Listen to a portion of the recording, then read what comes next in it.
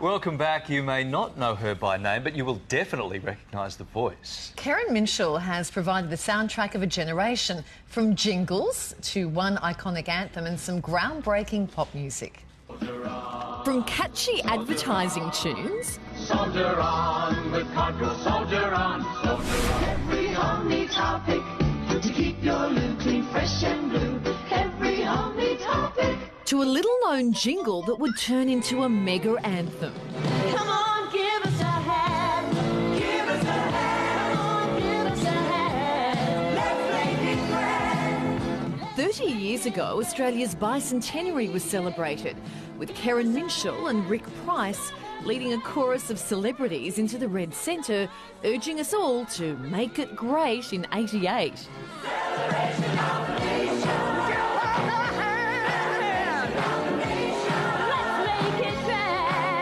1992 would signal a new era for Australian music, with Keren as lead singer of dance pop group Euphoria.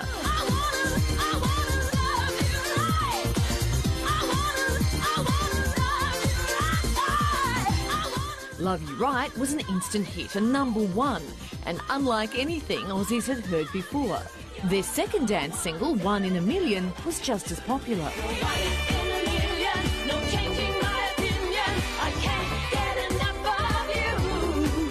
After a string of hits, the band called it quits in '93. As for Keren, she continued to write her own songs. Now she's recorded a new album featuring a collection of unreleased material. Don't be afraid, don't hesitate. It's such a silly game. And for the past few years, the singer and songwriter has been helping to bring the music of Marvin Gaye to life.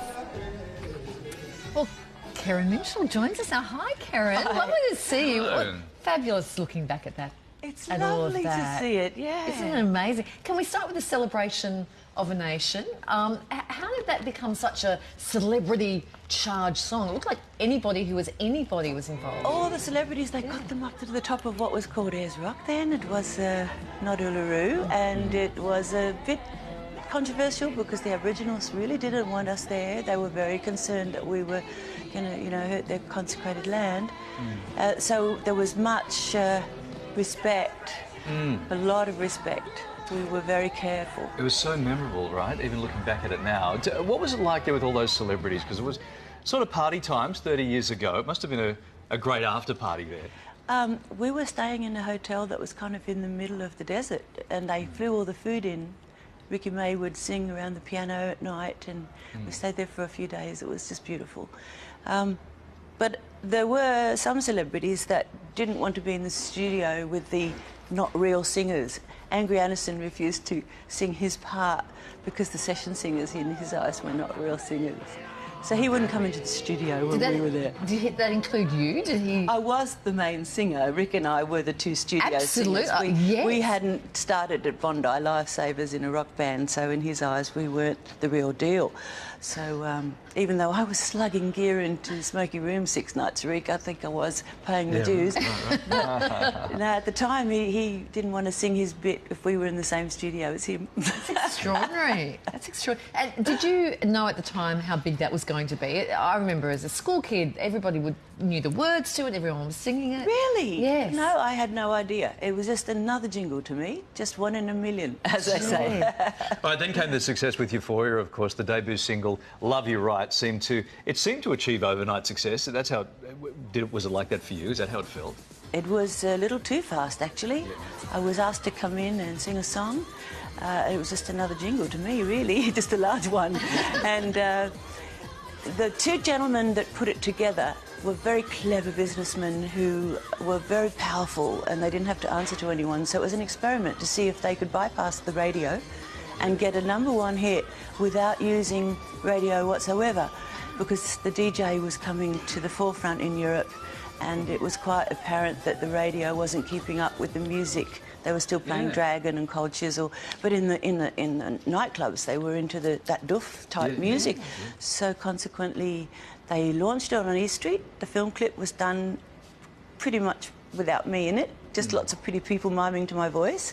And within a week, I got a phone call and they said, oh, we don't know what to do now. We didn't actually think past this point. It was more successful than we thought. So they got the girl who mimed to my voice, Holly, and the man who wrote the song, Andrew Clifford, and myself who sang it.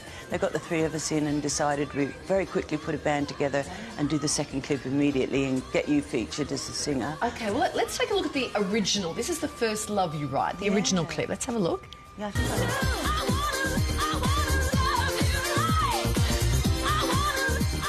So that's the Holly that you spoke of, the one who was... She was Andrew's girlfriend, so they picked her as the feature girl. And even Simon Baker's in it, a young Simon Baker without his shirt on. So there was another version recorded, so let's have a look at that one. This was done in the UK. Yeah.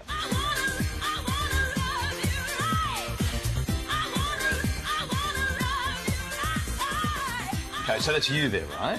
Well, it was always me singing, but by the time it went to number 12 in the UK, the record company over there were opening their arms to me and they saw me as a diva. It was a very different approach to in Australia where they were worried about my age.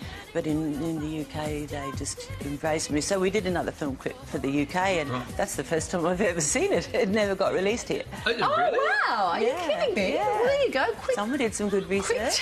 Take a great look at it. So then came the next big hit, and that was One in a Million. So you were 42 at this point. Yes. Yeah, which is fabulous. Yeah. But again, at that time, that was seen as being an older singer, was it? Unlike now. I think it's different now. Absolutely. I think Susan Boyle changed all that. Yeah. but back then, you really had to be 20.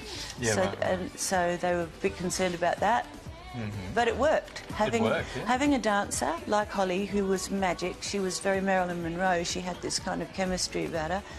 The three of us together made like an ABBA thing. And this is you in this fabulous dress. Look at that. Love it. Now, you've since dug into your own archives to record unreleased songs. So how does it feel to take ownership of your own music and you know, sort of from the start to the finish of the process? I was always writing, always recording. All the years that I sang jingles and sang in pubs, doing covers and wrote, always, you know, doing backing vocals for other bands and other artists. I never stopped recording my own material. I had the money as a session singer to be able to afford good musicians and go into the studio. They just were never released. Yeah. Oh, well, what a terrific trip down memory lane for us. And great to catch up on all the new work too. Yeah, and it's wonderful to have YouTube because you can bypass all that now. I can actually have a legacy that will be there after I go. Of all those songs I collected. Great stuff. Well, Keren Minshull's new album, it's called You're Driving. It is available online. For details about Keren's album, head to our website. Keren, thank you so much. Oh, thank you. Really lovely to see you. so Have a great much. weekend. Great honour to meet you. Yeah. I see you on the television every day. I finally got to meet you. It's a disappointment. Very disappointing. And you're a funny guy. Yeah, you're very